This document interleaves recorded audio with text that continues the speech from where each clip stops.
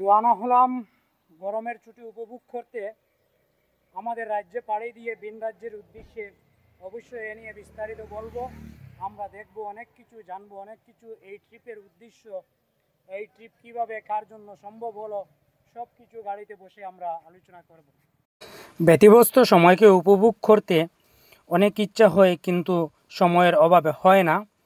অবশেষে আমার বন্ধুরা এসে উপস্থিত হলেন। গাড়িতে আমরা জিনিসপত্র তুললাম আর বেরিয়ে পড়লাম আমাদের গন্তব্যের উদ্দেশ্যে।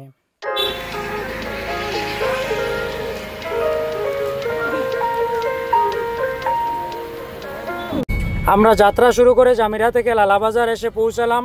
এখানে পেট্রোল পাম্পে এসে তেল ভরলাম এবং মানিক ভাইয়ের সাথে আমাদের সংঘবদ্ধ সেলফিও হয়ে গেল।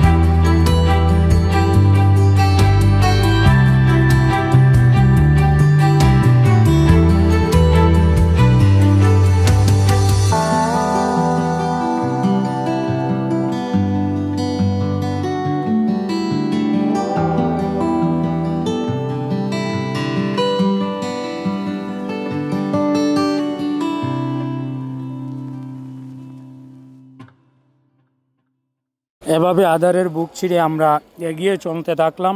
1000 কিলোমিটার যাত্রার উদ্দেশ্য আমাদের অনেক দিন আগের ছিল, কিন্তু আমাদের এই যাত্রাপথটা অনেকটা মসৃণ ছিল না, অনেকটা কষ্ট হয়েছে। তো বেশি অসুবিধার সম্মুখীন আমি হয়েছিলাম।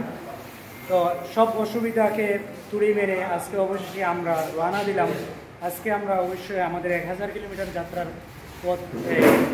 পথের প্রায় শুরুর দিকেই আমরা শিলচরে এসে উপস্থিত হয়েছি। আজ রাত অবশ্যই তার কোনো আপডেট থাকবে না। আমরা পাহাড়ি পথ ধরে, মেঘালয়ের পথ ধরে আমরা গুয়াহাটিতে পৌঁছাবো।